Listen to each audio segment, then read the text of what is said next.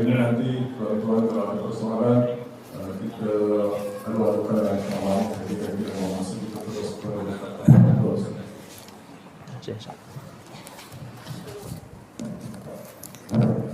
Bismillahirrahmanirrahim. Assalamualaikum warahmatullahi wabarakatuh. Linnabiyyin Mustafa Rasulillah sallallahu alaihi wasallam wa ila arwahi walidina wa muallimina wa dhawil huquqi alaina ajma'in. Al-Fatihah. A'udzu billahi minasyaitonir rajim. Bismillahirrahmanirrahim. Alhamdulillahi rabbil alamin. Ar-Rahmanir Rahim. Maliki yaumiddin. Iyyaka na'budu wa iyyaka nasta'in. Ihdinas siratal mustaqim. Siratal ladzina an'amta 'alaihim ghairil maghdubi 'alaihim waladdallin. Amin. Innal hamdalillah nahmaduhu wa nasta'inuhu wa nastahdihi wa nastaghfiruh wa na'udzu billahi min syururi anfusina wa min sayyiati a'malina.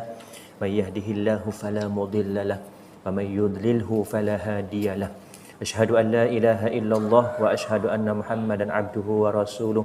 Allahumma salli wa sallim ala sayyidina Muhammad wa ala alihi wa ashabihi ajma'in. Subhanaka la ilma lana illa ma 'allamtana innaka antal alimul hakim. Rabbi shrah li sadri wa yassir li amri wa hlul 'uqdatam min lisani yafqahu qawli. Allahumma anta rabbi la ilaha illa anta khalaqtani wa ana 'abduka wa ana 'ala ahdika wa wa'dika mastata'tu. A'udzu bika min syarri ma sana'tu abu'u laka bi ni'matika 'alayya wa abu'u bi dzambi faghfir li fa innahu la yaghfiru dzunuba illa anta. Yang dimuliakan dan terima kasih diucapkan kepada Tuan Nazir kita, yang dimuliakan juga Tuan Imam, Tuan Bilal, pegawai serta ahli jawatan kuasa Masjid Al-Makmur Kampung Tanjung Sepat, yang dimuliakan para alim ulama di kalangan tuan-tuan asatizah. Seterusnya hadirin hadirat muslimin muslimat. Pertama dan selama-lamanya marilah kita merafakkan kesyukuran kehadrat Allah Subhanahu wa taala kerana dengan limpah kurnianya dapat kita bertemu pada malam ini bagi menyambung pengajian kita dalam kitab Faham Faraid. Dan mudah-mudahan perjumpaan kita pada malam ini termasuk di dalam perjumpaan majlis ilmu. Dan mudah-mudahan tuan-tuan, puan-puan hadir ke masjid pada malam ini bertujuan ikhlas kerana menuntut ilmu, kerana telah bersabda Nabi SAW, mafhumnya, barang siapa yang menempuh suatu jalan untuk menuntut ilmu, maka Allah Subhanahu wa taala akan memudahkan baginya jalan untuk ke syurga. Jadi mudah-mudahan perjumpaan kita pada malam ini termasuk dalam majlis ilmu dan juga merupakan bekalan ibadat, bekalan amalan kebaikan kita, yang mana kita sama-sama bertemu dengan Allah, masing-masing membawa amalan masing-masing, yang baik yang buruk kita masing-masing bawa. Jadi waktu tu dah nafsi-nafsi, dah tak fikir orang lain lagi dah. Tak fikir anak isteri, tak fikir ayah ibu, masing-masing ketakutan kerana memikirkan diri masing-masing, membawa amalan yang baik, membawa amalan yang buruk. Kalau banyak yang baik, alhamdulillah. Kalau yang sebaliknya, na'udzubillah. Jadi mudah-mudahan termasuk dalam amalan kebaikan kita pada malam ini. Muka surat 24. Ambil yang daripada atas dahulu. Kesungguhan para ulama dalam menyebarkan ilmu faraid. Yang lepas kita dah selesai dalam bab galakan daripada para sahabat. Muka surat 23. Malam ini dalam bab kesungguhan para ulama dalam menyebarkan ilmu faraid. Nak kata pentingnya ilmu ini, para sahabat dan juga para ulama berusaha sehabis baik untuk menyampaikan ilmu berkaitan tentang faraid. Bahkan Umar Al-Khattab juga pergi berdakwah ke negeri Syam, ke negeri lain semata-mata untuk menyampaikan ilmu faraid. Kalau pada ketika itu, kalau kita fikirkan Umar Al-Khattab sebagai umara, ketua pemimpin khalifah, juga keluar untuk menyampaikan berdakwah tentang ilmu faraid. Disebabkan ilmu faraid amat penting, para ulama banyak menghabiskan masa mereka dalam mempelajarinya dan mengajarinya. Malah terdapat juga ulama yang mencipta kaedah-kaedah tertentu yang mudah untuk menguasai ilmu ini seperti kaedah jadual segitiga. Kalau tuan-tuan yang pernah tahu mungkin pernah dengar jadual segitiga yang diasaskan oleh Syekh Nabil Kamaluddin. Kemudian kaedah matan syair Arjuzah oleh Syekh Abdul Fattah Abdul Ghani. Kemudian matan syair Ar-Rahabiyah oleh Syekh Muhammad bin Ali. Kebanyakan ni orang-orang Arab. Kalau syair ni biasanya orang Arab. Mereka lebih suka mencipta kaedah-kaedah matan-matan melalui syair supaya mudah diingat. Jadi melalui syair. Tapi kalau kita ni mungkin dah dulu-dulu ya melalui puisi, melalui sajak. Tetapi kalau sekarang kita buat, budak-budak sekarang dah tak berminat. Jadi mungkin ada orang guna pelan, menggunakan carta, menggunakan gambar rajah untuk apa? Mudah ingat, untuk mudah menguasai sesuatu ilmu.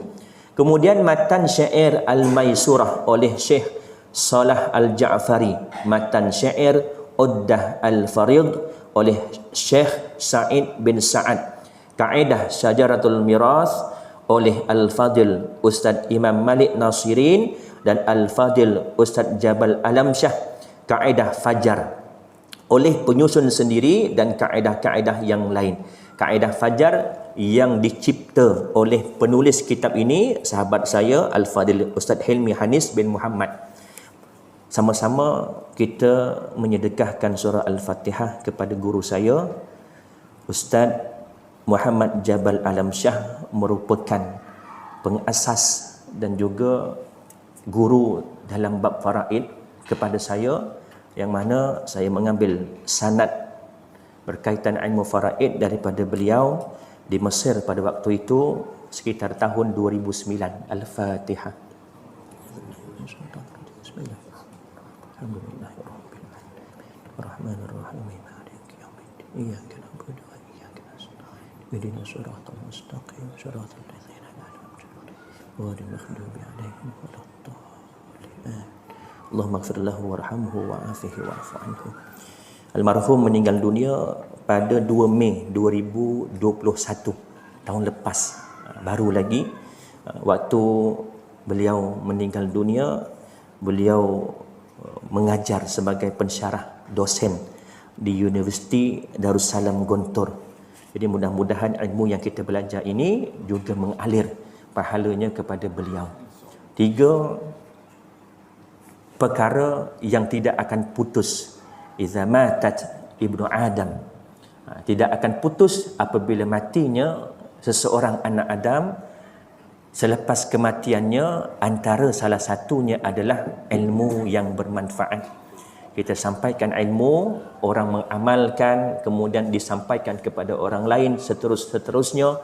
Kita meninggal dunia, selagi mana ilmu itu masih diajarkan dan masih diamalkan, kita juga dapat pahala, mudah-mudahan.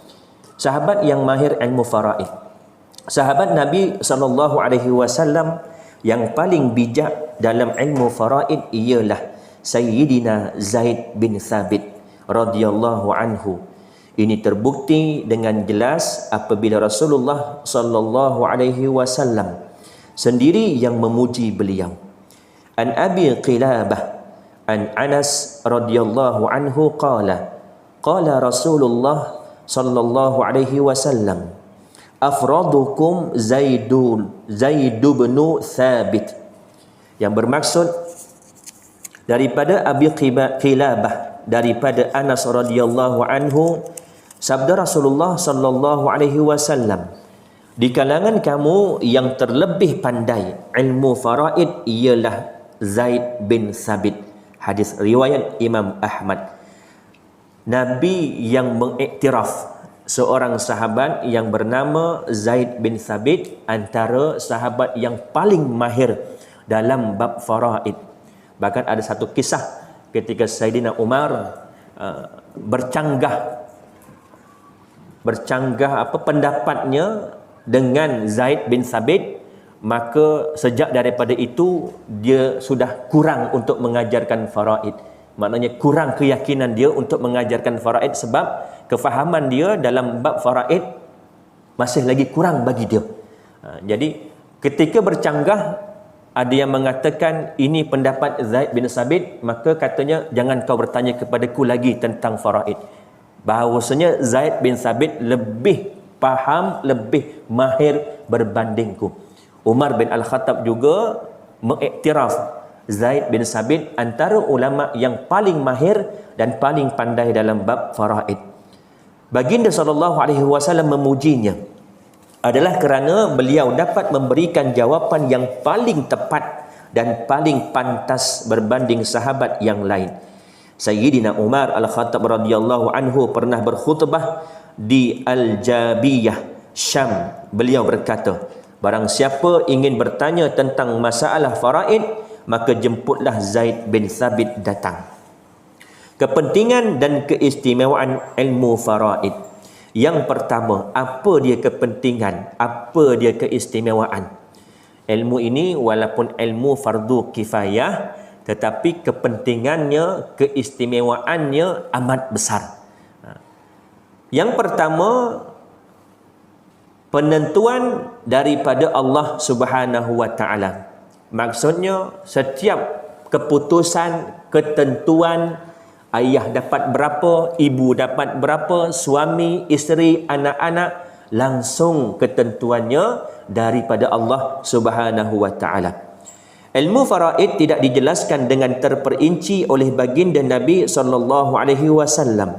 Bahkan Allah taala yang memberikan pembahagian tersebut di dalam surah An-Nisa ayat yang ke-11, ayat yang ke-12 dan ayat yang ke-176, seperti mana yang telah dinyatakan sebelum ini. Apa dia ayat yang ke-11? A'udzubillahi minasyaitonirrajim. Walakum nisfu ma taraka azwajukum illam yakullahunna walad.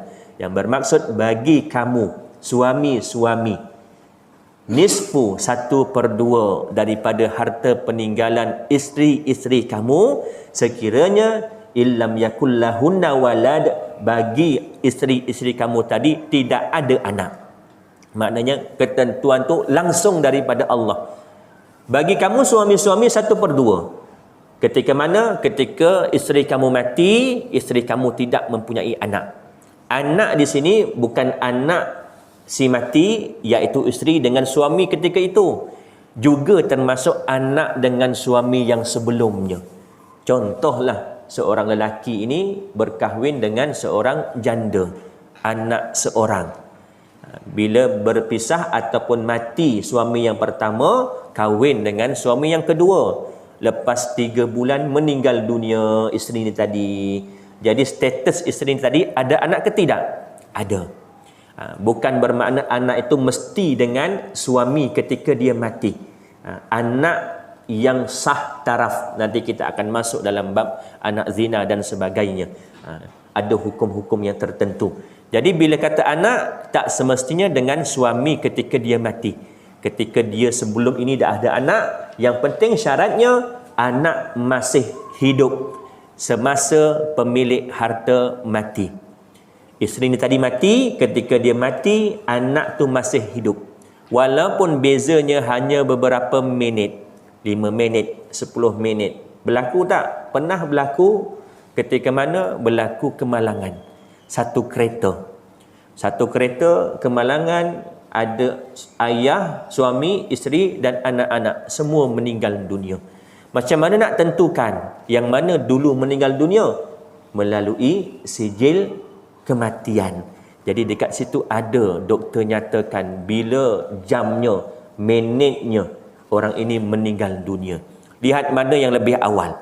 Yang lebih awal meninggal dunia, maka isteri ni tadi akan dapat bahagian dia. Kemudian barulah isteri ni tadi kira pula bahagian harta dia, sebab dia meninggal dunia juga. Kepada anak pula. Anak ni tadi meninggal dunia juga kepada cucunya pula. Jadi di situ berlakunya munasahat. Maknanya apa? Kematian bertingkat-tingkat. Kena kira satu persatu. Detail tak detail lah nak kata faraid ni, sebab apa? Takut kita termakan harta yang batil. Allah Ta'ala telah menerangkan kadar pembahagian untuk bapa, ibu, anak lelaki, anak perempuan, suami, isteri, saudara lelaki dan saudara perempuan. Hal ini secara tidak langsung menunjukkan bahawa ilmu ini sangat penting. Firman Allah Ta'ala setelah menerangkan pembahagian harta tersebut, tilka hududullah, dengan segala hukum yang tersebut, yakni anak yatim, faraid dan wasiat adalah batas-batas syariat Allah. Surah An-Nisa ayat yang ke-13. Selepas Allah menerangkan ayat yang ke-11, ayat yang ke-12, ayat ke-13 Allah menyebut tilka hududullah. Berikut adalah ketentuan daripada Allah Subhanahu wa taala. Ketentuan tentang apa? Tentang pembahagian faraid, tentang pembahagian wasiat. Yang kedua, ilmu faraid adalah antara ilmu yang sangat penting. Wa an Abdullah bin Amr anna Rasulullah sallallahu alaihi wasallam qala al-ilmu thalathatun wa ma siwa dzalika fadlun ayatun muhkamatun wa sunnatun madiyatun wa fariidatun adilatun. Daripada Abdullah bin Amr bahawa sesungguhnya Rasulullah sallallahu alaihi wasallam bersabda, ilmu itu ada 3 dan selain itu hanyalah lebihan sahaja, iaitu ayat-ayat berkenaan dengan hukum, sunnah yang betul dan ilmu faraid yang adil. Kepentingan yang ketiga, ilmu faraid merupakan kunci kepada ilmu-ilmu yang lain.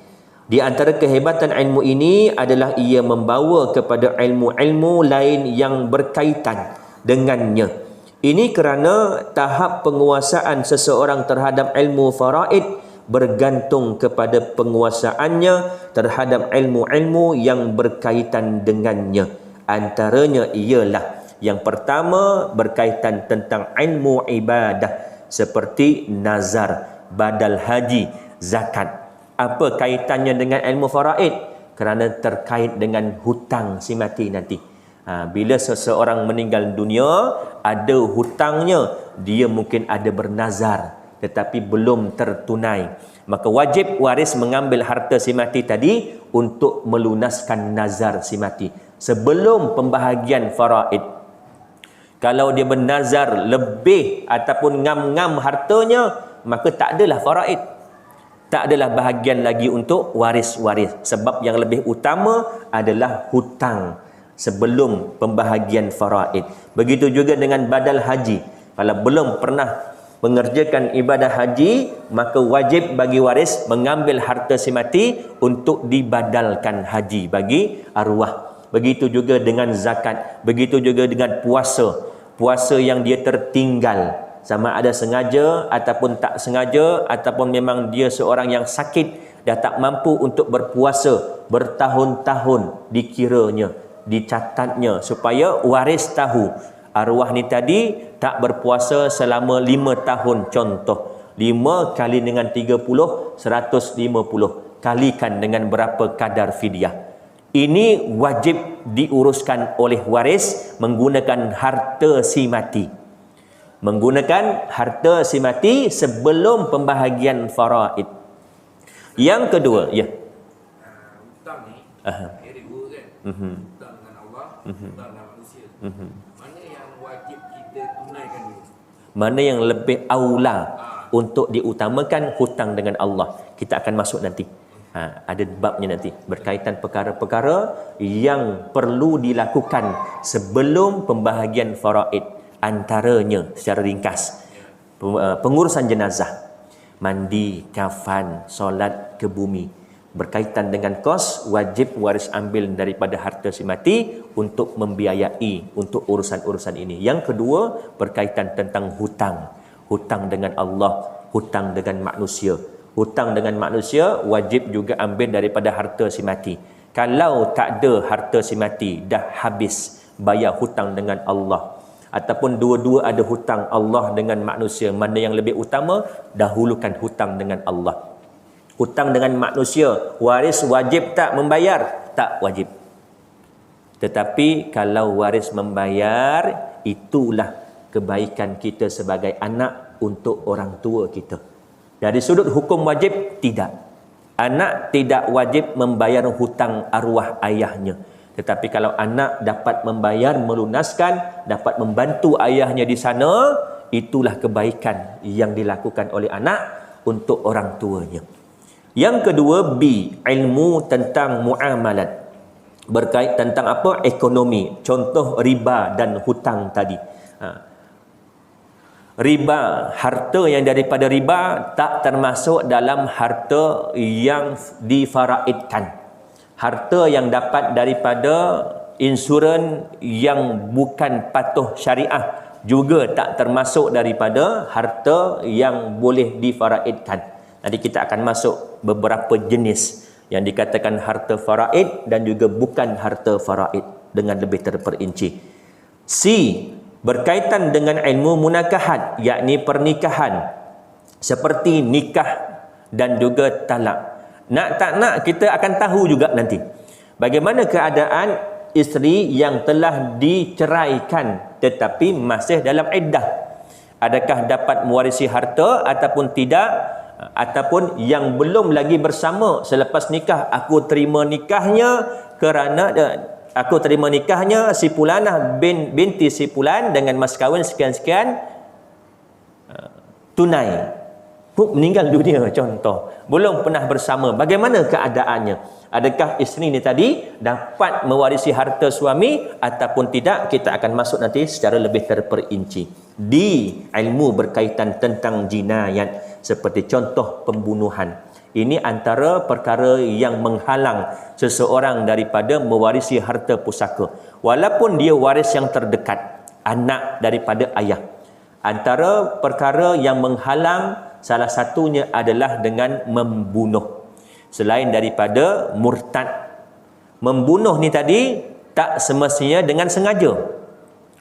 Ulama dalam bab faraid ini agak tegas, agak straight. Hatta membunuh yang tidak sengaja juga haram mewarisi harta pusaka orang tuanya ataupun orang yang layak untuk dia mewarisi. Contoh bagaimana keadaan yang dikatakan tidak sengaja. Ayah nak datang ke rumah kita. Rumah kita mungkin tengah renovate. Jadi mungkin ada lubang dekat depan pintu ataupun depan rumah. Ayah tak tahu. Ayah datang-datang kemudian termasuk dalam lubang. Contoh, na'udzubillah, meninggal dunia. Juga dikategorikan sebagai pembunuh dan tak boleh mewarisi harta ayah ni tadi. Bukan hanya bila kata bunuh ni bunuh yang sengaja, tak, yang tak sengaja juga termasuk dalam perkara yang menghalangi seseorang daripada mewarisi harta pusaka. Kita akan masuk dengan lebih detail nanti dari sudut hadisnya, dari sudut dalilnya. Kenapa sampai tahap macam tu? Islam ini nak menjaga umatnya daripada memakan harta yang batil. Berkaitan tentang ilmu hisab. Yang ni confirm lah. Bab faraid ini mesti kena mahir dalam bab matematik. Sekurang-kurangnya tahu tambah tolak. Dia ada satu lagi kaedah. Kalau dalam bahasa Arab dipanggil asal masalah. Asal masalah. Kalau dalam bahasa matematik GSTK. Kalau tuan-tuan masih ingatlah, masa kita ke sekolah rendah dulu, kita belajar satu bab GSTK, gandaan sepunya terkecil. Supaya apa? Kita nak mencari gandaan sepunya yang sama. Contoh, suami 1/2, isteri dapat 1/4. Macam mana nak kira? Cari gandaan sepunya terkecil. Terkecil maknanya pembawahnya sama-sama ada. 4 akan jadi suami dapat 2/4. Isteri akan dapat 1/4. 2/4 sama tak dengan 1/2? Sama. Cuma nak dapatkan pembawah yang sama. Itu baru 2 orang. Cuba bayangkan ada 5 waris. 1/4, 1/3, 1/8. Jenuh nak cari yang bawah, bagi sama semua. Itu namanya gandaan sepunya terkecil, GSTK.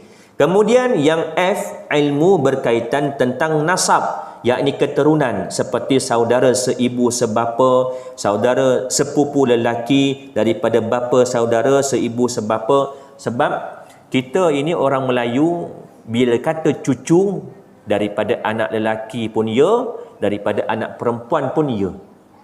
Tetapi dalam pembahagian faraid, yang dikatakan cucu yang berhak mendapat mewarisi harta pusaka adalah ibnu ibn atau bintu ibn. Istilahnya berbeza-beza. Ibnu ibn maknanya anak lelaki daripada anak lelaki. Bintu ibn Anak perempuan daripada anak lelaki. Cuculah. Kita ibnu bint, anak lelaki daripada anak perempuan. Cucu lelaki daripada anak perempuan. Kita panggil pun cucu. Tapi yang ni tak termasuk. Jadi secara tak langsung kita akan tahu dari sudut ilmu berkaitan tentang nasab. Anak daripada pakcik sebelah bapa. Sepupu kita lah. Anak daripada pakcik sebelah mak pun sepupu juga. Tapi sebelah mak tak termasuk sebagai waris. Yang masuk sebagai waris daripada sebelah bapa. Nanti kita akan masuk lebih terperinci di kalangan 15 waris lelaki dan 10 waris perempuan. Siapa dia yang berhak ataupun layak untuk mewarisi harta pusaka? G. Ilmu berkaitan tentang kedoktoran seperti penentuan masa kematian, macam yang saya katakan tadi. Kemudian nak tahu dari sudut hamil, berapa tempoh tempoh umur kandungan, kemudian adakah anak yang berada dalam kandungan layak berhak menerima harta pusaka, kita akan masuk nanti lebih terperinci. H. Ilmu perundangan negara seperti Akta Harta Pusaka Kecil pembahagian 1955 Akta 98. Ini di Malaysia. Yang ini tuan-tuan pun kalau tak belajar faraid pun akan terlibat juga. Sebab bila kita berurusan di unit pusaka kecil, bagi nilai aset yang kurang daripada 2 juta, tak silap saya, dia kena berurusan di unit pusaka kecil. Bagi jumlah yang melebihi daripada 2 juta, dia tak boleh berurusan di unit pusaka kecil. Di mana? Di Mahkamah Tinggi. Amanah Raya Berhad hanya sekitar 600,000 kalau tak silap saya.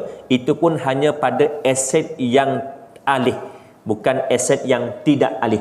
Nanti ada juga aset yang alih, ada aset tak alih. Aset yang alih ni apa dia? Seperti duit, seperti simpanan dalam akaun, seperti saham. Aset yang mudah alih. Ada lagi satu aset yang tidak alih, seperti tanah, seperti rumah. Kereta termasuk dalam aset alih. Kita akan masuk lebih terperinci nanti satu persatu. Dan I, lain-lain bidang ilmu yang berkaitan. Yang keempat, kepentingan. Sumber pemilikan harta secara adil.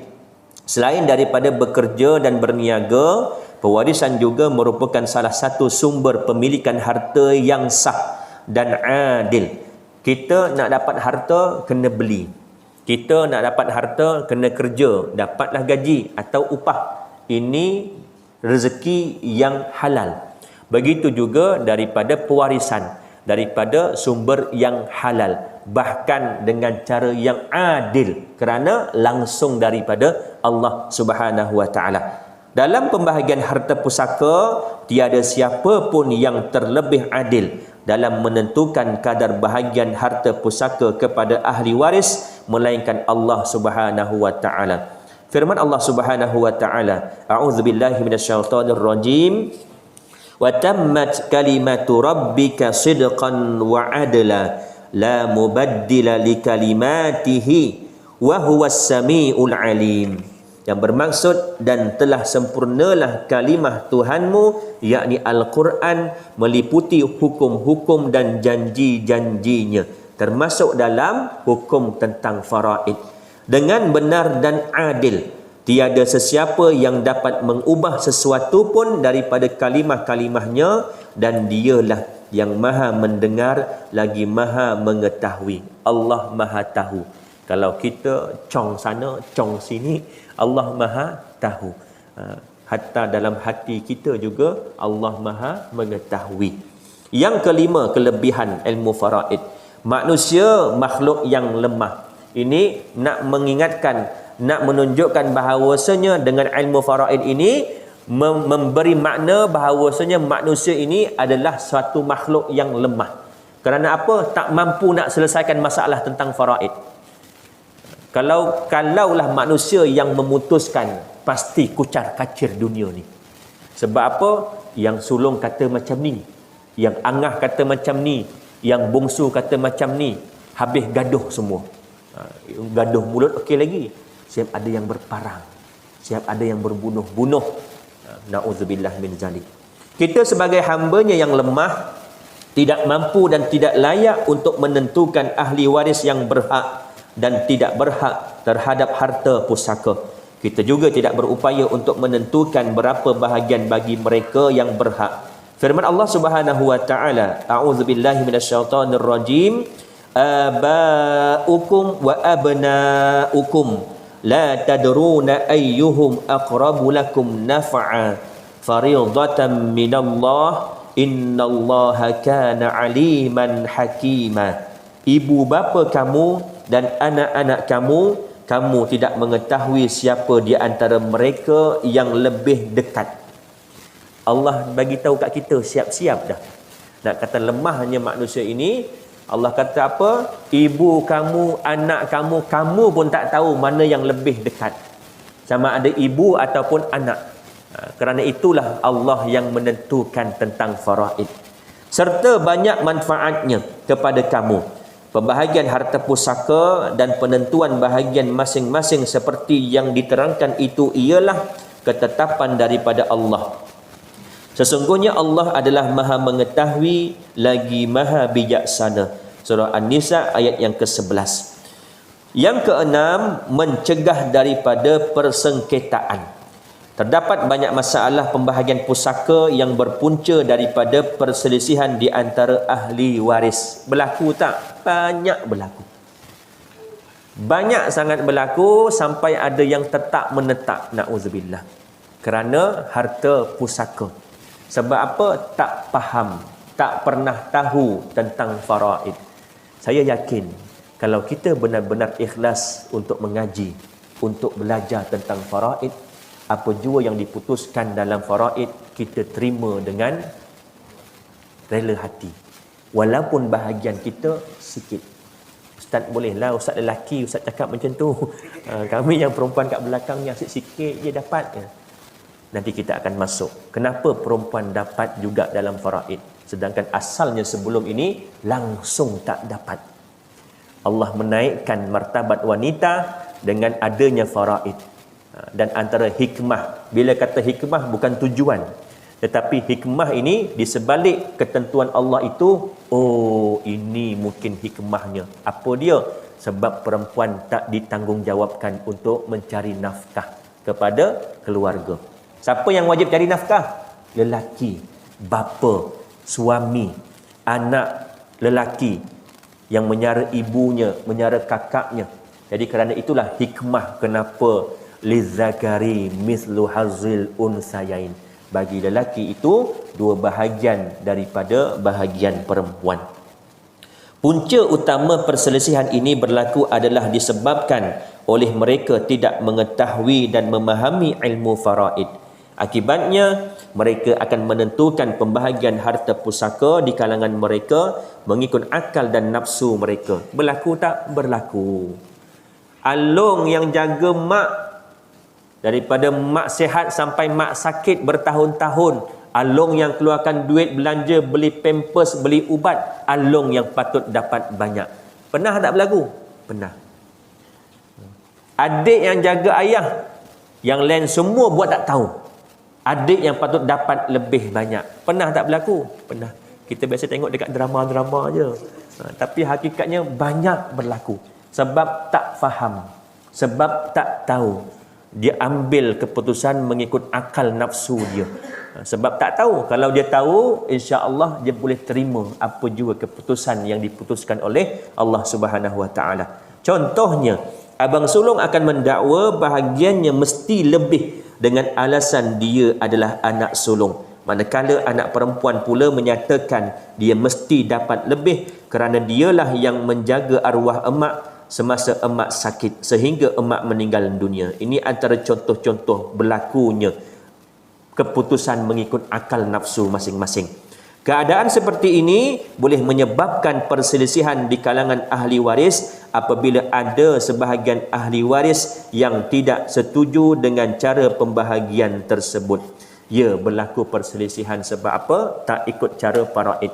Kalau ikut cara faraid ustaz, tiba-tiba berlaku juga perselisihan, biarkan, lantak ke dia. Kita nak cari redha Allah ke redha manusia? Ini kita kena pegang betul-betul. Kita nak cari redha Allah, bukan redha manusia. Hatta kalau semua manusia yang ada di dunia ini tak suka kita, tetapi Allah suka, itu yang kita pilih. Contoh yang berlaku, biasa berlaku. Wasiat kepada anak bongsu. Nanti kalau mak dah tak ada, ayah dah tak ada, rumah ni nanti berikan kepada adik kamu yang bongsu. Ini wasiat ke tidak? Ya. Wasiat maknanya apa? Ucapan semasa hidup, pemberian selepas mati. Dan dia mention, nanti kalau mak ayah dah mati, bahagi harta ini sama rata untuk korang semua, tak kira lelaki perempuan. Wasiat daripada mak ayah. Kita tak salahkan, mungkin ada tujuan dia supaya apa? Supaya anak-anak semua dapat sama rata, adil bagi mata mak ayah kita. Mungkin dia tak faham, mungkin dia tak tahu. Tetapi dari sudut hukum, tak wajib bahkan haram untuk kita melaksanakan wasiat tersebut. Sebab tidak boleh wasiat kepada ahli waris. Wasiat kepada ahli waris batal. Anak tadi yang bongsu, ahli waris ke tidak? Ahli waris. Ada dah bahagian dia mengikut faraid. Yang boleh wasiat kepada siapa? Yang bukan ahli waris. Siapa dia? Menantu. Siapa dia? Cucu perempuan daripada anak perempuan yang bukan daripada 25 orang ni lah. Ataupun termasuk yang 25. Tetapi dia ni mahjub, terhalang. Disebabkan ada ahli waris yang lebih berhak mendapat. Di kalangan 10 perempuan, 15 lelaki, hanya 5 orang sahaja yang berhak mendapat pusaka. Siapa dia? Mak, ayah, pasangan, anak lelaki, anak perempuan. Yang lain-lain mahjub hirman, terhalang keseluruhan. Cucu tak dapat langsung sebab apa? Adanya anak daripada si mati.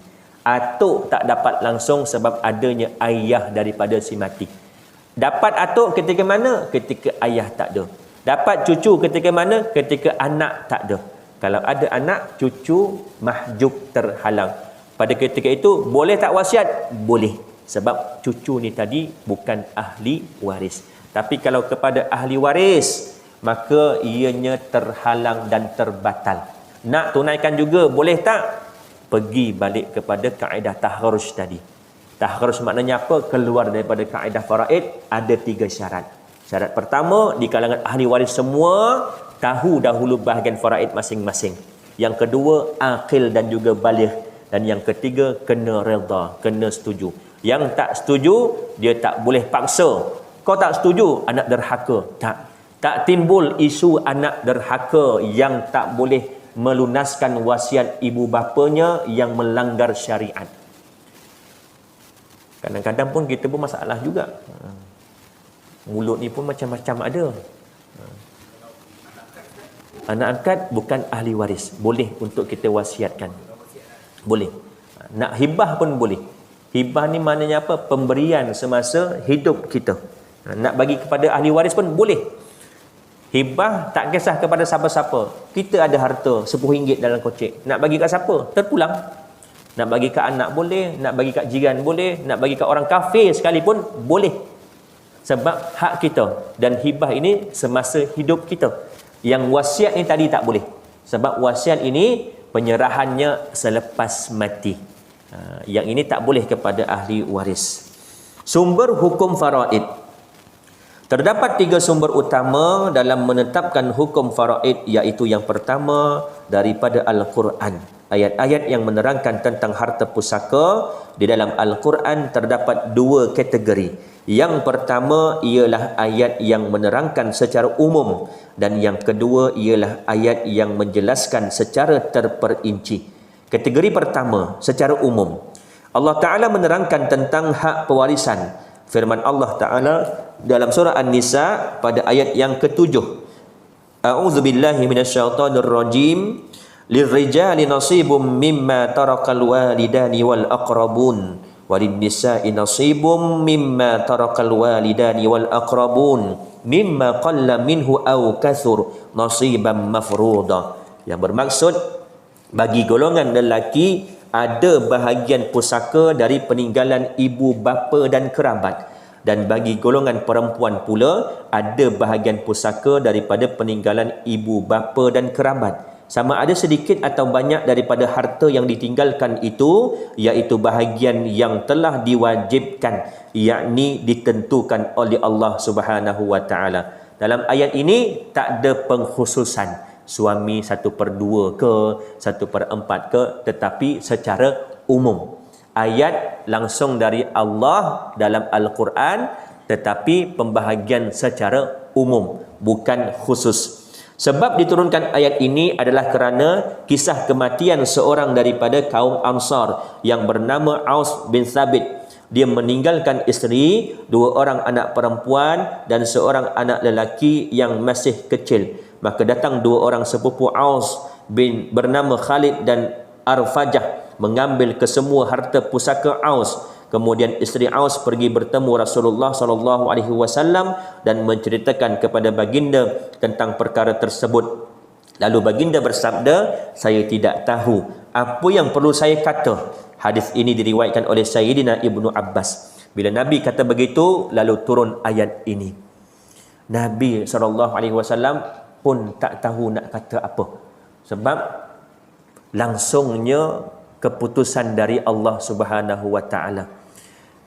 Wa ma yantiqu 'anil hawa in huwa illa wahyu yuha.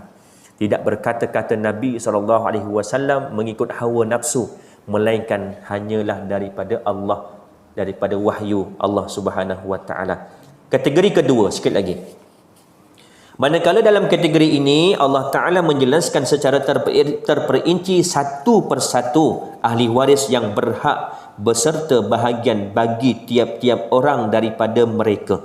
Firman Allah Subhanahu wa taala, a'udzubillahi minasyaitonir rajim, yusikumullahu fi auladikum lidzakari mithlu hazzil unsayain fa in kunna nisaan fawqa thnataini falahunna thulutsa ma tarak wa in kanat wahidatan falahan nisf wa li abawayhi likulli wahidin minhumas sudus mimma taraka in kana lahu walad fa in lam yakul lahu waladun wa warithahu abwahu fali ummihi thuluth fa in kana lahu ikhwatun fali ummihi sudus min ba'di wasiyatin yusi biha aw dain abaukum wa abnaukum la tadruna ayyuhum aqrabu lakum naf'an fariidatan minallah innallaha kana aliman hakima. Allah Ta'ala mensyariatkan, yakni mewajibkan bagi kamu tentang pembahagian harta pusaka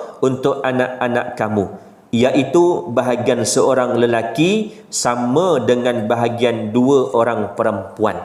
Maknanya nisbah lelaki 2, perempuan 1. Seorang anak lelaki, seorang anak perempuan. Ada 3 juta. Yang lelaki 2 juta, yang perempuan 1 juta. Kalau seorang lelaki 2 perempuan, contoh, bermakna 2, 3, 4. Ada 4 juta, yang lelaki 2 juta, yang perempuan 1 juta, 1 juta. Ada 3 lelaki, ada 3 perempuan, ada 9 juta. Contoh. Jadi yang lelaki 2, 2, 2, jadi 6. Yang perempuan 1, 1, 1. Jadi keseluruhan 9. Ini contoh kiraan yang mana dikatakan lizzakari mithlu hazil unsayain. Dan jika anak itu semuanya perempuan yang jumlahnya lebih daripada 2. Kalau misal kata tak ada anak lelaki, ada dah meninggal dunia dulu, pun tak termasuk. Maknanya tak diambil kira. Yang dikira waris yang hidup semasa pemilik harta mati. Kalau misal kata ada dulu tapi dah meninggal, itu tak termasuk. Jadi yang tinggal 3 orang perempuan sahaja termasuk dalam kategori ini. Iaitu bagi perempuan, semuanya perempuan yang jumlahnya lebih daripada 2, maka bagi mereka 2/3 daripada harta yang ditinggalkan. 2/3. Lebihnya ke mana? Kepada lelaki. Sebab tu orang dulu-dulu takut, bukan takutlah, risau kalau tak ada anak lelaki.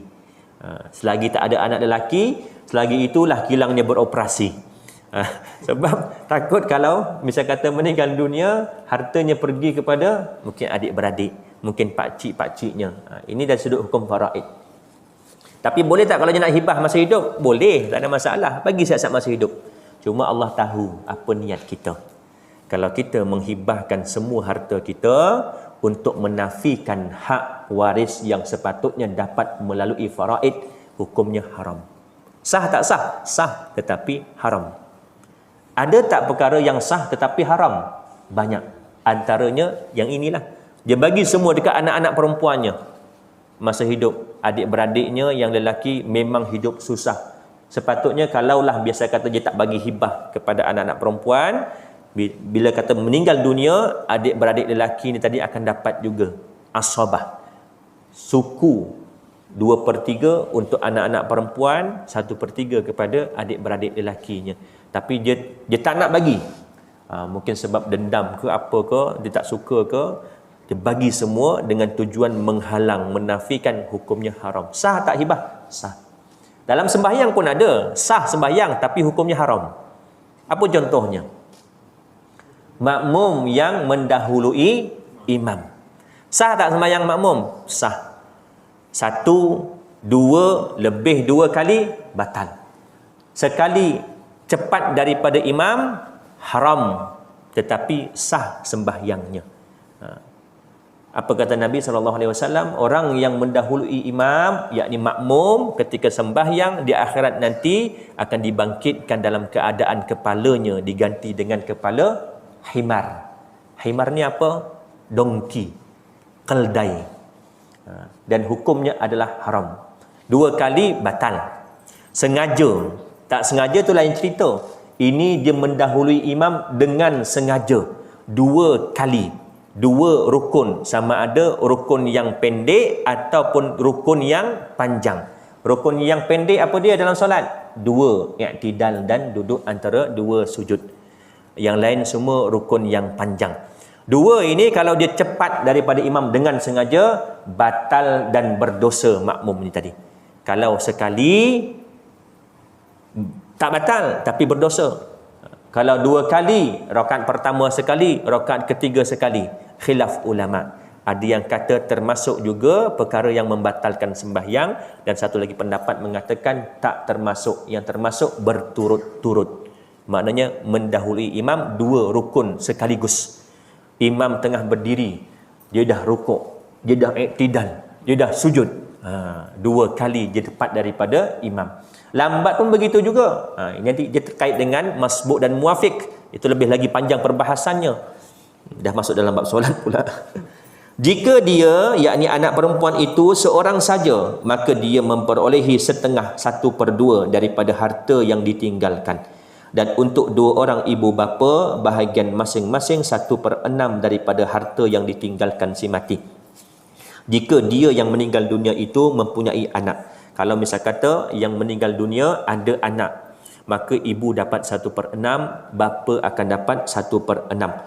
Jika dia yang meninggal dunia tidak mempunyai anak dan dia diwarisi oleh ibu bapanya sahaja, tak ada anak, yang ada cuma ayah dan juga ibu sahaja, maka ibunya mendapat 1/3. Jika dia yang meninggal dunia mempunyai beberapa saudara lebih daripada seorang adik-beradik, maka ibunya mendapat 1/6. Tak ada anak tetapi ada adik-beradik, ibu akan dapat 1/6. Pembahagian-pembahagian tersebut di atas setelah dipenuhi wasiat yang dibuatnya atau setelah dibayar hutangnya. Poinnya, nak faraid kena selesaikan hutang dahulu, kena selesaikan wasiat terlebih dahulu kalau ada. Kalau tak ada wasiat, terus kepada faraid. Tapi hutang tak boleh skip. Tak boleh terus bahagi faraid. Tiba-tiba ada orang tuntut, arwah ayah kau dulu ada hutang dengan aku 10,000. Mana nak cekau duit tu, nak collect balik. Sebab tu kena selesaikan dahulu hutang si mati, barulah difaraidkan. Dapat minta dengan waris, okey lagi. Kalau waris pun buat tak tahu, makanlah harta yang batil. Tentang orang tua kamu dan anak-anak kamu, kamu tidak mengetahui siapa di antara mereka yang lebih banyak manfaatnya bagi kamu. Ini adalah ketetapan daripada Allah. Sesungguhnya Allah Maha mengetahui lagi Maha bijaksana. Detail terperinci Allah tentukan. Ayat ini diturunkan adalah kerana kisah Sa'ad bin Ar-Rabi' yang akan dinyatakan dalam sumber hukum yang kedua nanti, iaitu hadis yang ke-8 pada muka surat 39. Kita akan jumpa nanti. Lagi ke?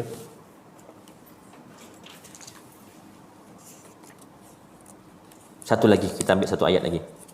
Kita berhenti sampai muka surat 33 insya-Allah. Satu lagi ayat berkaitan tentang pembahagian faraid secara terperinci.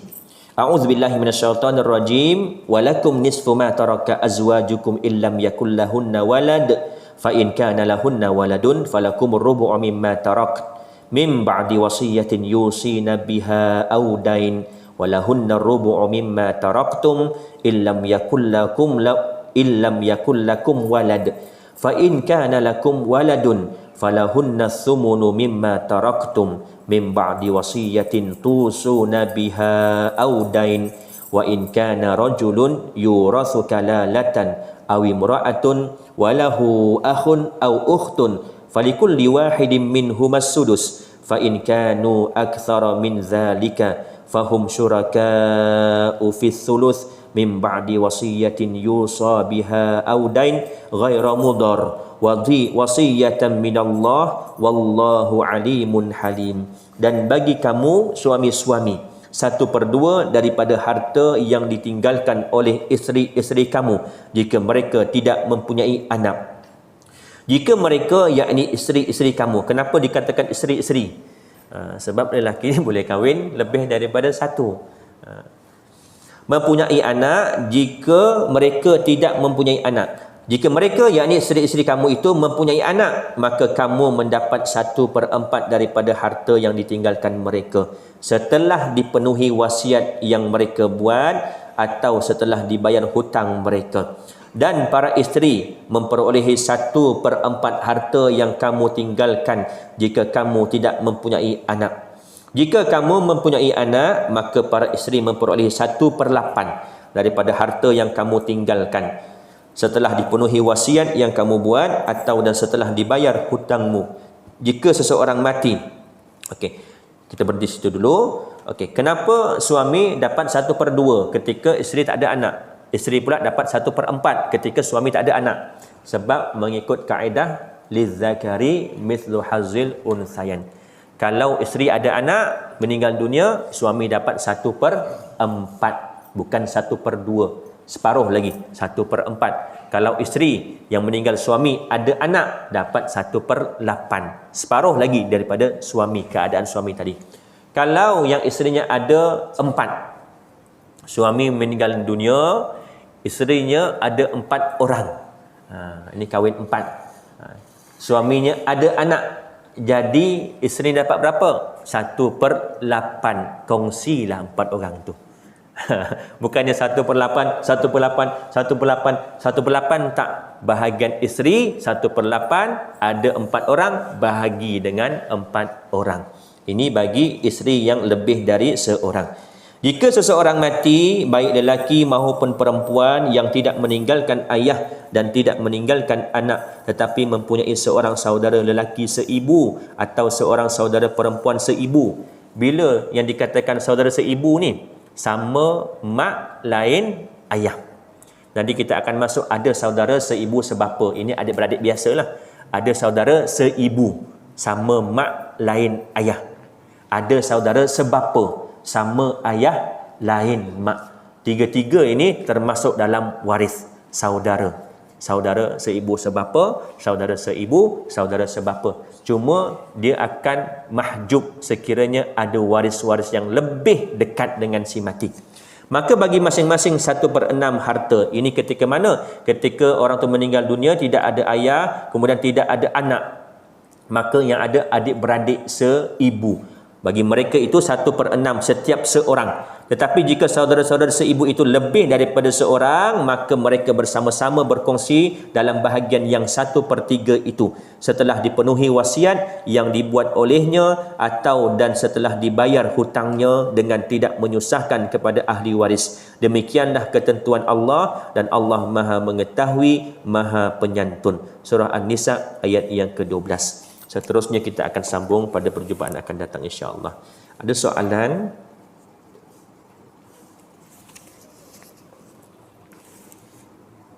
Saya ada dua soalan. Mhm. Pertama, bila kita buka kitab ni, kita dapati bahawa cerita-cerita ni banyak yang menceritakan berkisar yang orang yang ada harta lah. Jadi kalau contoh yang tak ada harta lah, contoh dia meninggal dan pusaka dia cuma sebiji kereta dan masih berhutang. Jadi macam mana pembahagian Ustaz? Lepas tu yang kedua, hutang yang duit yang kita hutang pada arwah, adakah dikira sebagai pusaka? Okey. Yang pertama tadi, kalau misal kata orang ni tak ada harta, cuma ada kereta sahaja. Kita kena tahu kereta ini adakah termasuk dalam tirkah harta pusaka ataupun tidak. Jawapannya termasuk. Bahkan baju si mati juga termasuk. Bahkan kayu sugi si mati juga termasuk. Sebab dalam satu hadis Nabi SAW, atau kama qala,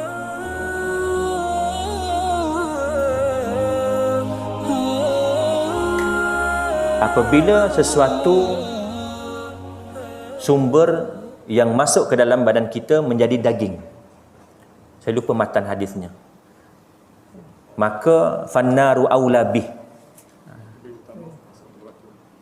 dia ini apabila masuk dalam mulutnya, dirinya daripada sumber yang haram, maka neraka adalah tempat yang utama bagi dia. Kemudian sahabat bertanya, ya Rasulullah, adakah sikit pun kena masuk neraka? Apa kata Nabi? Walaupun hanya sebatang kayu sugi. Tuan-tuan rasa sebatang kayu sugi berapa harga dia? Mungkin RM1, mungkin RM2. Jadi dengan nilai kayu sugi pun boleh masuk dalam neraka. Bila kata masuk dalam badan jadi daging ini, tak semestinya yang dimakan. Oh, kalau macam tu yang makan ambil yang halal. Beli kereta, beli rumah, beli kebun guna duit haram. Tak, juga termasuk menggunakan harta yang haram. Janganlah ambil makna zahir semata-mata, yang masuk dalam mulut saja yang kena bakar, kena masuk api neraka. Tak, yang kita gunakan, kita bagi makan dekat anak, bagi makan dekat isteri dari sumber yang haram juga, kita juga akan dipertanggungjawabkan. Jadi termasuk ke tidak? Termasuk kereta tadi. Kalau misal kata ada hutang lagi, maknanya dia akan ditarik oleh bank lah. Dia akan ditarik. Jadi tak macam kereta, tak macam rumah. Kalau rumah atau tanah biasa kita ada insurans ataupun takaful, MRTT, apalah lagi jenis istilahnya. Kalau misalnya kata kita meninggal dunia, secara automatik insurans akan cover terus, takaful akan cover terus. Maka jadilah harta pusaka, tirkah. Tetapi kalau misalnya kata belum habis bayar, jadi bank ambil balik, adakah termasuk dalam harta tirkah? Tidak termasuk. Yang dikatakan tirkah adalah pemilikan sempurna si mati. Bahkan harta yang dirahnukan, dicagarkan, dipajakkan, ar-rahnu maknanya pajak gadaian, belum pemilikan sempurna si mati, juga tak termasuk harta si mati bila dia meninggal dunia. Bila termasuk? Bila ada yang menebus menggunakan harta si mati, tebus berapa lagi baki, kemudian barulah termasuk dalam harta si mati yang perlu difaraidkan tirkah. Yang kedua tadi soalannya apa pula? Hutang kita pada si mati kira pusaka juga. Okey, orang tu meninggal dunia, kita hutang dengan dia. Ini pun kena amanah lah. Janganlah mentang-mentang orang tu dah tak ada, senyap-senyap. Kita wajib yang hidup ni, wajib juga pulangkan, wajib juga membayar hutang walaupun orang tu dah meninggal dunia. Bagi kepada siapa? Kepada waris-warisnya. Termasuk tak duit tadi dalam harta faraid? Termasuk. Termasuk dalam harta tirkah. Maknanya pemilikan sempurna. Cuma masih lagi dipinjamkan. Berbeza dengan gadaian tadi. Gadaian tadi haknya bukan lagi haknya. Hutang hak tak? Hak. Walaupun dekat tangan orang lain. Jadi kalau misalnya kata orang tu meninggal dunia, kita ada hutang dengan dia, bagi tahu dengan waris cepat-cepat supaya waris dapat declare berapa total keseluruhan harta pusaka si mati. Mudah urusan kepada waris-waris. Kalau misal kata dah bertahun-tahun baru ingat, jumpa dengan waris bagi tahu, kemudian waris yang dapat duit tadi kena amanah lah. Kena bahagi ikut faraid. Jangan dia makan seorang. Kadang-kadang dia pun tengok banyak ni.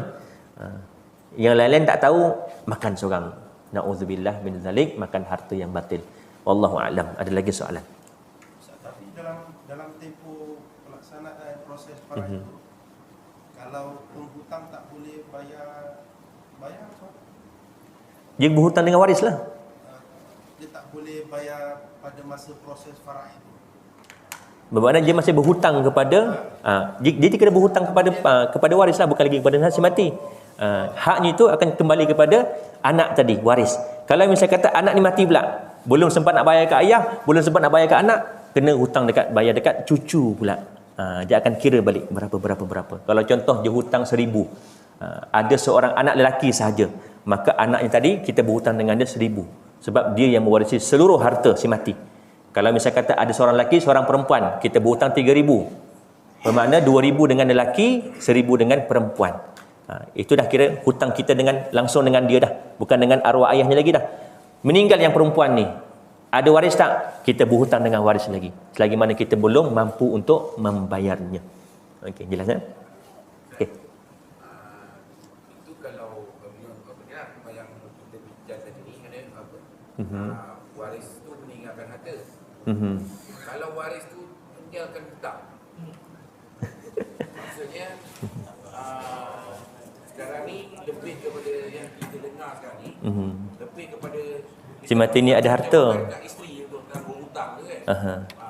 Adakah waris-waris mana yang senang cerita yang ditinggalkan tu, hutang yang ditinggalkan tu patut dibahagikan kepada pewaris-pewaris yang sepatutnya dapat harta kalau pewaris utama tu dah. Supaya nampak adil lah kan. Kalau ini waris dapat harta je, hutang tak waris. Sekarang ni sebab boleh katakan 70-80% semua orang ada hutang. Itu yang buat hutang tu. Okay. Kalau orang tak ambil berat pasal hutang tu, dia pasal nak dapat dia memang lajulah.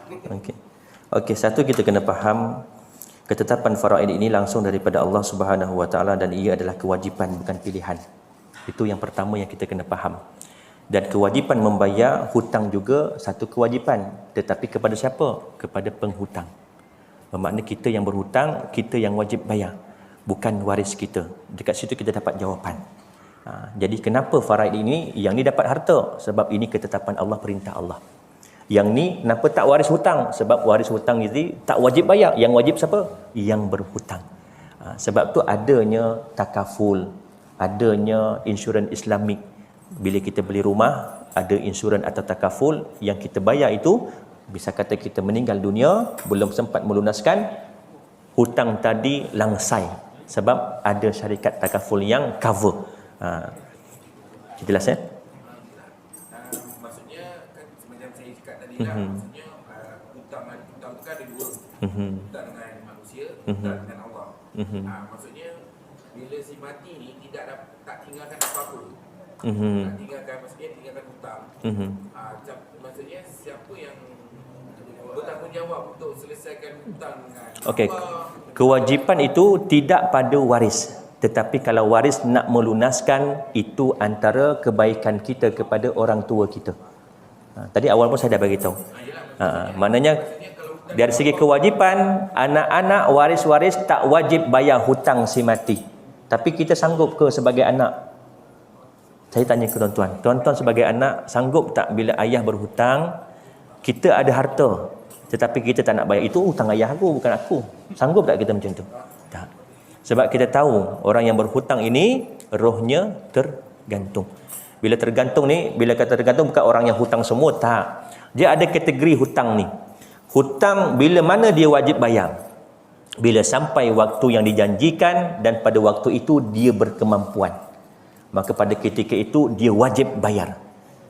Bila hutang ini sunat dibayar, hukum tu berbeza-beza mengikut pada keadaan. Bila waktu yang dijanjikan belum sampai, tetapi orang ini ada kemampuan, dia bayar awal, sunat hukumnya. Bila yang tidak jadi wajib, Bila dah sampai waktu tetapi dia tak ada kemampuan, maka pada ketika itu dia tak wajib. Yang dikatakan roh orang berhutang ni tergantung ni, bila dah sampai waktu tak nak bayar hutang. Sedangkan dia mampu, ada harta tapi sengaja tak nak bayar hutang. Yang ni masalah. Tapi kalau misalnya kata mak ayah kita ada hutang, kalau kita ada harta, itulah orang kata apa, benda yang boleh kita nak buat kebaikan kepada mak ayah kita. Waktu hidup dulu mungkin kita buat tapi tak banyak. Waktu bila dah tak ada, inilah salah satu cara untuk kita berbakti kepada orang tua kita. Dari sudut hukum wajib atau tidak? Tak wajib. Waris tak wajib menanggung hutang si mati. Tapi kenapa waris dapat harta? Kena perintah Allah. Itu jelas ya. Okey, wallahu a'lam. Ada lagi soalan? Ada soalan dari berjamaah satu. Assalamualaikum Ustaz. Waalaikumsalam. Saya nak tanya, sekiranya barang kemas arwah mak saya dah jual dengan harga RM3,200 untuk difaraid, berapa bahagian anak lelaki dan anak perempuan? Lelaki 6 orang dan perempuan 4 orang. Yang kedua, kalau kita berhutang dengan arwah mak, adakah duit itu kena faraid atau tidak? Terima kasih Ustaz. Okey, yang pertama tadi, dekat sini dia nyatakan anak lelaki 6 orang, anak perempuan 4 orang.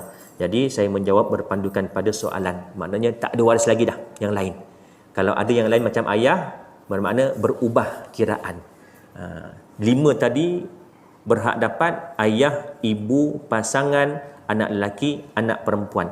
Jadi dekat sini soalannya untuk berapakah bahagian anak lelaki dan anak perempuan? Lelaki 6 orang dan perempuan 4 orang. Jadi saya beranggapan cuma ada 2 orang ni sahaja waris. 2 kelompok, anak lelaki dan juga anak perempuan. 6 lelaki, 4 perempuan. Okey, macam mana kita nak kira mudah untuk lelaki dan juga perempuan? Contoh lelaki tadi ada 6 orang, perempuan 4 orang. Yang lelaki kalikan 2. 6 kali 2, 12. Tambah dengan yang perempuan, tambah 4, 16. Jadi bahagian lelaki berapa? 2/16. Bahagian perempuan berapa? 1/16. Mudah tak? Mudah. Kalau daripada 3,200, 2/16 kalikan dengan 3,200, itulah bahagian setiap seorang lelaki. 1/16 kalikan dengan 3,200, itulah setiap seorang perempuan akan dapat. Keseluruhannya kita akan dapati bahagian lelaki 2 bahagian, bahagian perempuan 1 bahagian. Dia tak kisah berapa banyak harta yang kita ada. Poinnya kita nak tahu GSTK berapa setiap waris. Kalau misal kata ada 2 orang saja, lelaki dan 2 perempuan, senang. Bermakna bagi lelaki tadi 6 kali 2, 12 tambah 4, 16. Lelaki 2/16. Perempuan 1/16. Berapa pun nilai harta, dah dapat jawapan dah. Tinggal kalikan sahaja. Faham tak maksud saya? Ketentuan tu pada berapa portion setiap waris. Bukan nak kira berapa harta si mati. Yang dikatakan perlu segera untuk pengurusan faraid ini, bukan kita nak kumpulkan berapa geran tanah arwah, berapa geran kereta, berapa geran rumah, berapa duit tunai. Itu last. Maknanya lepas sebulan, lepas 2 bulan pun tak apa. Tetapi yang dituntut untuk segerakan apa dia? Tentukan ayah 1/6, ibu 1/6, anak lelaki contoh 2/3, anak perempuan contoh 1/3. Contoh. Kena kira balik. Contoh. Okey, dah tahu masing-masing? Dah selesai. Supaya tahu berapa bahagian. So, kalau misal kata ada kereta arwah nak dijual, harga 10,000. Tahu dah bahagian dia berapa? Bahagian aku dekat kereta ni 1/3. Ada kereta, ada rumah nak dijual setahun lepas tu. Okey, bahagian aku berapa kat rumah ni? 1/3. Contoh 3 juta dijual rumah ni, 1 juta hak aku. Sebab dah tahu daripada awal. Itu yang dikatakan syarat, kena tahu dahulu berapa jatah dan juga bahagian kiraan bagi setiap waris. Baru dia boleh nak takharuj ataupun dia nak bagi bahagian dia. Sebab dia tahu bahagian dia berapa. Bahagian dia banyak, adik perempuan ni sikit. Tak apa dik, ambil sikit bahagian aku, kita sama rata. Sebab dia dah tahu bahagian dia banyak. Yang biasa berlaku, tak tahu pun dia punya banyak. Semua setuju sepakat sama rata. Hukumnya haram. Hukumnya haram. Hati-hati. Dia bukan kena ikut, kena tahu. Kena tahu faraid. Ikut itu lebih baik sebab kita mengikut kehendak Allah. Kalau semua faham, mudah aman dunia ni kalau semua faham faraid. Tapi sebab tak faham tu yang kadang-kadang jadi terpaksa takharruj. Kalau faham semua mudah. Okey. Soalan kedua tadi, kalau kita berhutang dengan arwah mak, adakah duit itu kena faraid atau tidak? Ya, sama juga. Walaupun anak yang berhutang dengan mak. Tak kira ayah kepada anak, orang luar kepada ayah kita, orang luar kepada mak kita, atas nama hutang wajib bayar. Dan ianya termasuk dalam harta pusaka, harta si mati yang wajib difaraidkan. Cuma tempoh itu bergantung pada hukum tadi. Kalau dia mampu bayar ketika itu dan ada duitnya, maka pada ketika itu wajib untuk dia bayar. Kalau dia tak mampu, belum lagi tahap wajib. Kalau dia belum sampai waktu, ada kemampuan, sunat untuk dia bayar awal. Ya.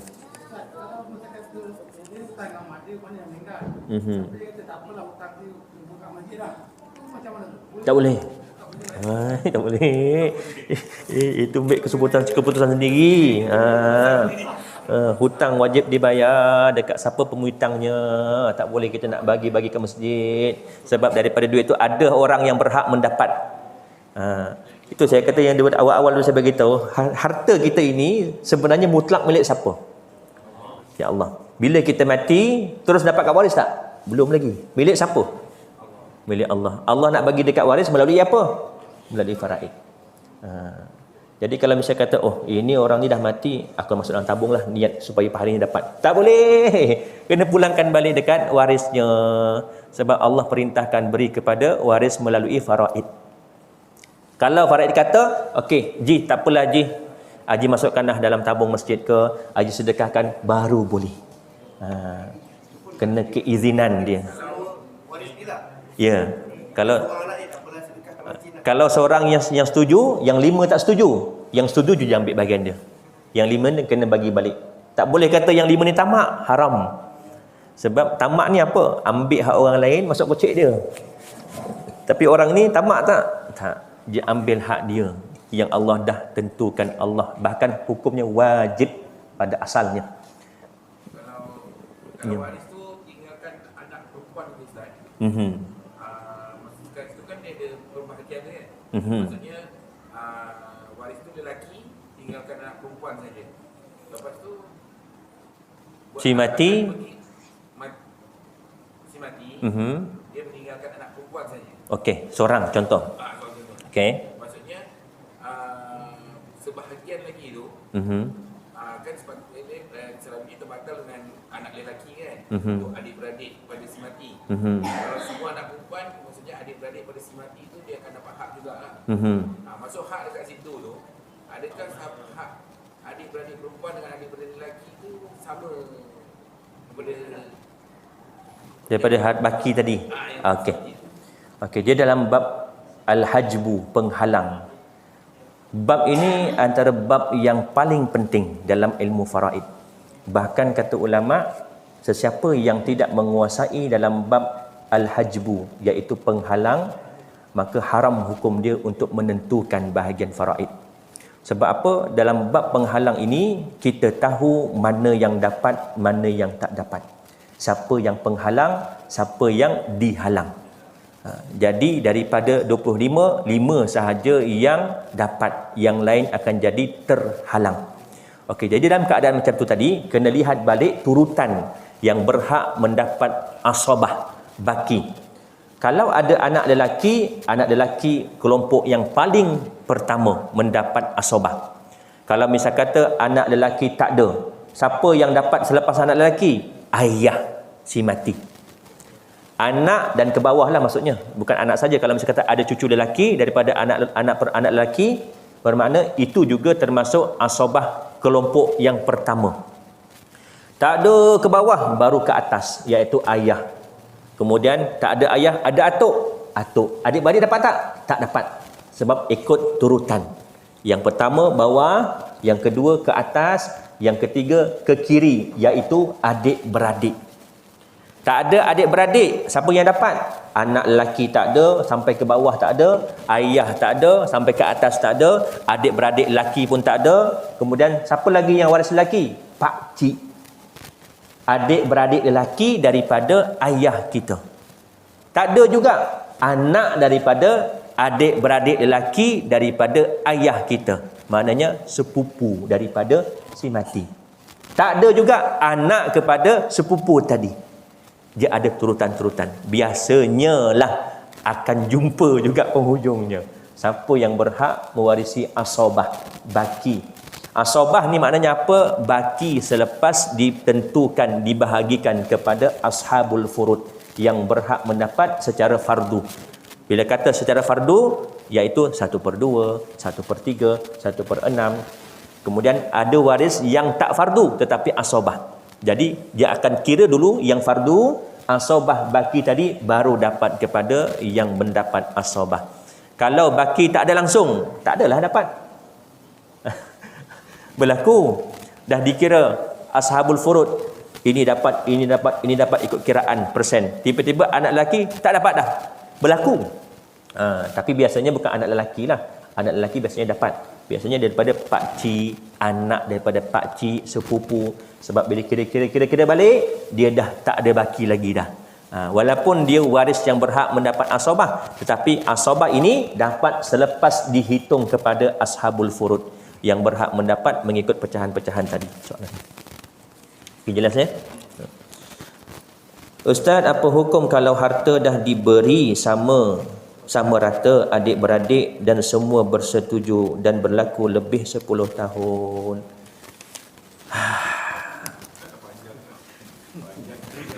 Saya tanya dengan senior saya, guru saya jugalah, Ustaz Harun Nizam bin Mat Hussein, berkenaan dengan bagaimana keadaan orang yang dah bahagi harta pusaka tidak mengikut faraid. Tak kiralah sama ada sama rata ke, suka sama suka ke, dan tak mengikut kaedah takharuj. Takharuj tadi 3 syarat lah. Akil baligh di kalangan ahli waris, tahu bahagian masing-masing berapa ikut faraid, dan rela hati untuk bahagi suka sama suka atau sama rata. Ada 3 syarat ni, selamat. Kalau sebelum pembahagian pusaka sama rata, suka sama suka, tak ada 3 syarat ini, haram. Jadi bagaimana keadaan ini Ustaz? Saya tanya dengan dia.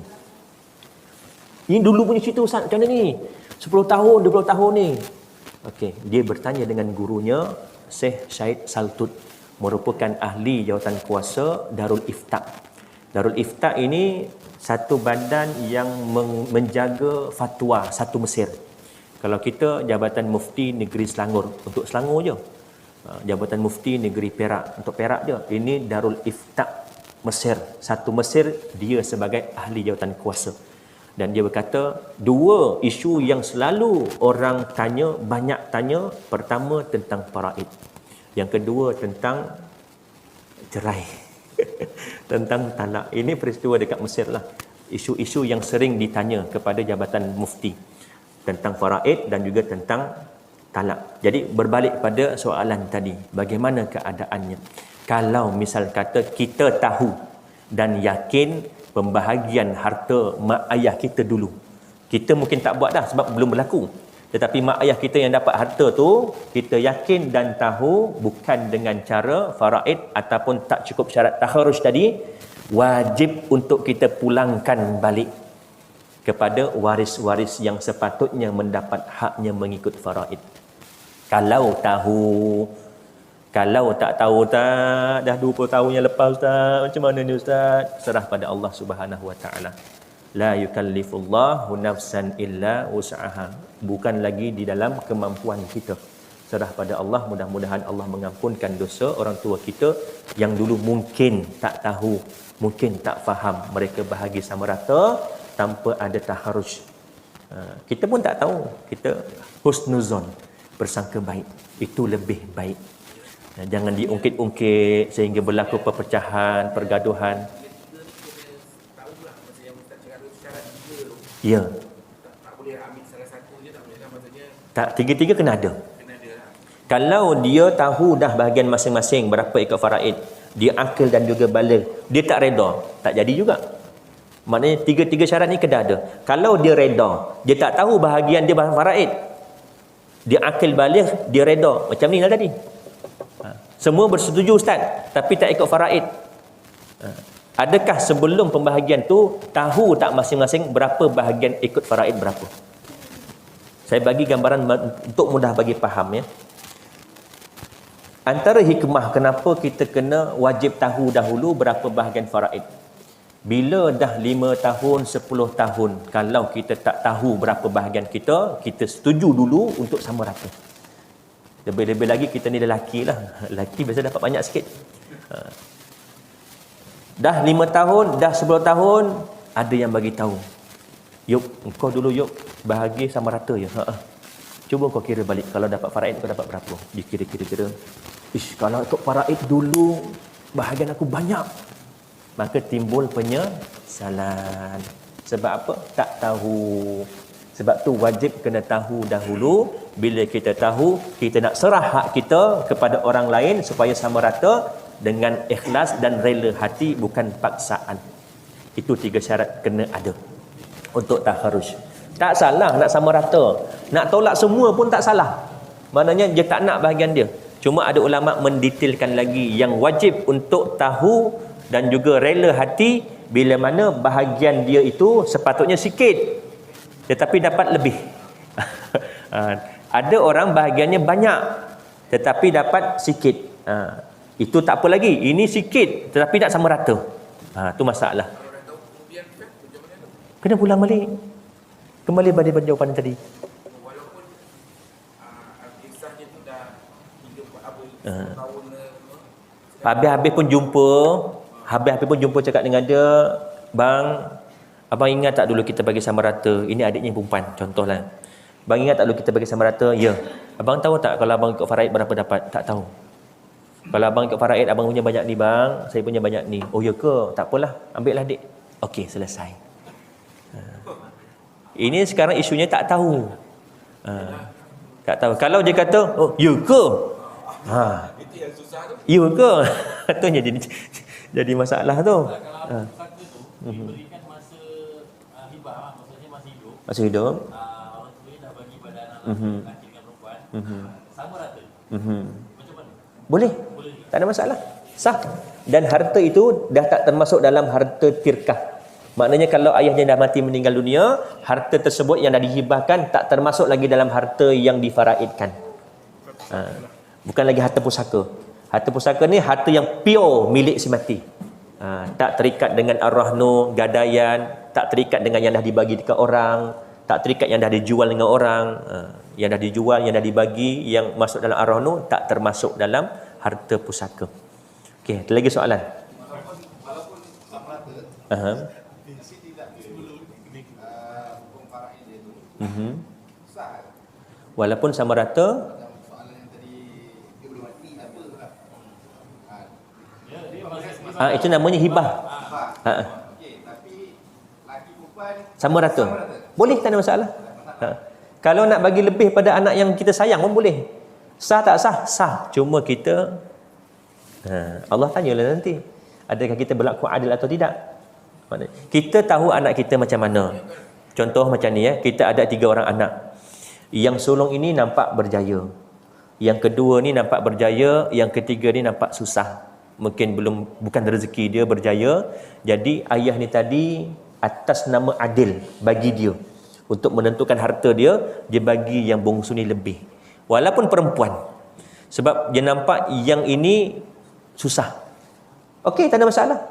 Yang penting semasa hidup. Dan diserahkan semasa hidup. Bukan wasiat.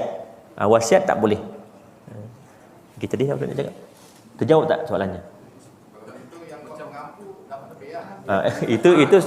Itu perkara kedua. Itu soal kedua. Soal mengampu tak mengampu tu soal kedua. Soal kita nak apa orang kata nak jack mak ayah kita ke.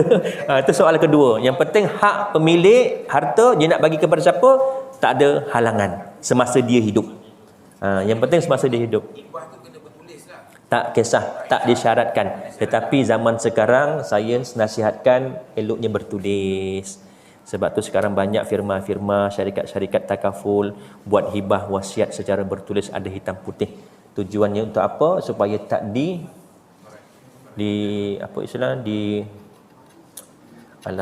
disoalkan ataupun dibangkitkan, dipertikaikan oleh waris-waris yang lain. Ya ke? Apa buktinya? Ya ke ayah ada wasiat macam ni? Ya ke abah ada bagi kat engkau macam ni? Apa buktinya? Jadi masalah pertikaian. Jadi sebaiknya ada hitam putih, ada agreement, ada akad, ada orang yang menguruskan.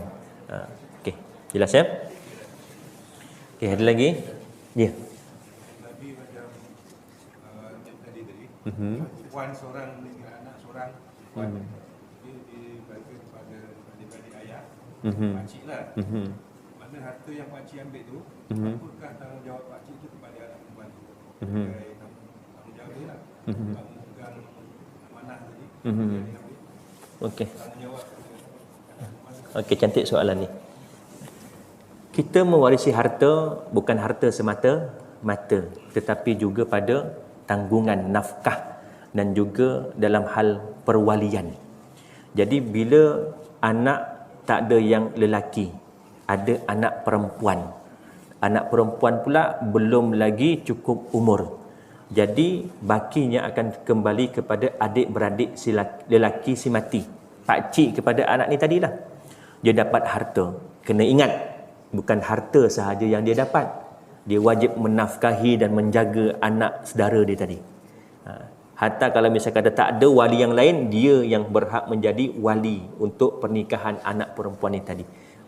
Biasanya ambil harta belah. Kalau ada pakciknya lelaki, kalau pakciknya apa, kalau makciknya ada kaitan tak?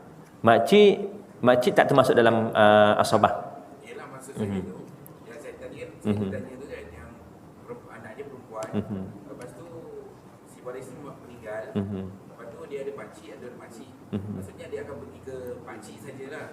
Maksudnya makcik Makcik tak wajib menafkahi, menjaga anak saudara dia. Dia sama macam turutan untuk mewalikan, dan juga sama dengan turutan mengikut siapa yang berhak menafkahi dia kalau dia hidup. Kalau misal kata ayah wajib menafkahkan anak perempuan. Tak ada ayah, siapa? Atuk daripada ayah. Tak ada ayah daripada ayah sama dan ke atas, siapa dia? Pakcik daripada bapa budak ni tadi. Sebab apa? Sebab kalau bapanya ada harta, dia dapat harta. Begitu juga dia bertanggungjawab untuk menjaga anak ni tadi sehingga cukup umur, sehingga boleh berdikari, sehingga boleh bekerja sendiri. Maksudnya kalau waris yang meninggal ni ada adik-beradik perempuan, tak wajib lah. Tak wajib. Adik-beradik lelaki yang Betul. bertanggungjawab dia. Dia ikut turutan pada pewalian tadi. Okey, jelas ya? Wallahu alam nazirnya. Okey, kita sambung pada perjumpaan akan datang. Yang baik itu datang daripada Allah dan kurang lemah itu datang daripada kelemahan diri saya. Saya mohon maaf, mohon ampun anda terkasar bahasa, tergores hati tuan-tuan dan juga puan-puan. Kita tangguh dengan tasbih kafarah dan suratul Asr. Subhanakallahumma bihamdika asyhadu an la ilaha illa anta astaghfiruka wa atubu ilaik. Bismillahirrahmanirrahim. Wal 'asr innal insana lafi khusr illa allazina amanu wa 'amilus solihati wa tawassaw bil haqqi wa tawassaw bis sabr. Bismillahirrahmanirrahim. Alhamdulillahirabbil alamin wassalatu wassalamu ala asyrafil anbiya'i wal mursalin wa ala alihi wa sahbihi ajmain. Allahumma faqihna fid din wa 'allimna ta'wil wa hdina siratal mustaqim siratal ladzina an'amta 'alaihim minan nabiyyin wa siddiqin wa syuhada'i was salihin. Allahumma arinal haqqa haqqa warzuqna ittiba'ah wa arinal batila batila warzuqna ijtinabah. Allahumma inna na'udzubika min 'ilmin la yanfa' wa min qalbin la yakhsha wa min nafsin la yashba' wa min da'watin la yustajabu laha. Rabbana atina fid dunya hasanah wa fil akhirati hasanah wa qina 'adzaban nar. Wa sallallahu ala sayyidina Muhammad wa ala alihi wa sahbihi wa baraka wa sallam. Alhamdulillahi rabbil alamin. Assalamualaikum warahmatullahi wabarakatuh. Assalamualaikum warahmatullahi wabarakatuh.